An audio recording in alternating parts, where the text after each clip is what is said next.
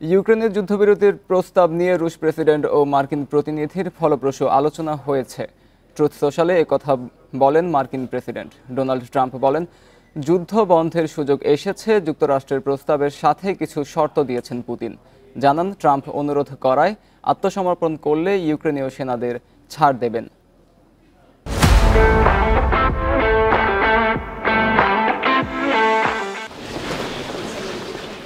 দৃশ্যমান হচ্ছে ইউক্রেন যুদ্ধবন্ধের পদক্ষেপ। আলোচনা করেছেন মার্কিন ও ইউক্রেনীয় প্রতিনিধিরা। উঠে এসেছে অস্থায়ী যুদ্ধবিরতির প্রস্তাব।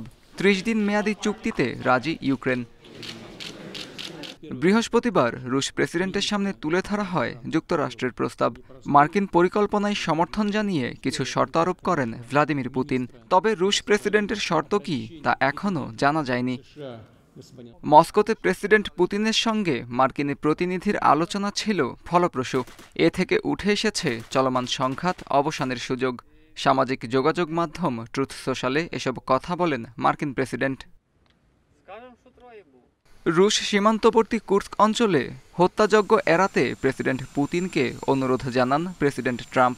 আত্মসমর্পণ করলে ছাড় পাবে ইউক্রেনীয় সেনারা, জবাব পুতিনের। কুরস্কে যুদ্ধরত ইউক্রেনীয় সেনাদের ছাড় দেওয়ার অনুরোধ করেছেন মার্কিন প্রেসিডেন্ট ডোনাল্ড ট্রাম্প। আমি জানি মানবিক দিক থেকে এ আহ্বান জানিয়েছেন তিনি। আমি নিশ্চয়তা দিচ্ছি, কিয়েভ সেনারা আত্মসমর্পণ করলে তাহলে তাদের জীবন ছাড় দেয়া হবে এবং আন্তর্জাতিক আইন অনুযায়ী পদক্ষেপ নেওয়া হবে। সংঘাত অবসানে একই পথে হাঁটছেন ট্রাম্প পুতিন। তবে যুদ্ধবিরতিতে রাজি হয়েও রুশ প্রেসিডেন্টকে উস্কানি দিচ্ছেন ইউক্রেন প্রেসিডেন্ট। বলেন, পুতিন চান যুদ্ধ দীর্ঘ করতে। আলোচনার নামে মানুষ হত্যাই তার লক্ষ্য, অভিযোগ জেলেনস্কির। এদিকে ইউক্রেন ইস্যুতে সক্রিয় ব্রিটিশ প্রধানমন্ত্রী জানান, যুদ্ধবিরতি নিয়ে রুশ প্রেসিডেন্টকে দেয়া হবে না প্রতারণার সুযোগ। রাশিয়া চুক্তিতে রাজি না হলে অর্থনৈতিক চাপ সৃষ্টির পরামর্শ স্টারমারের।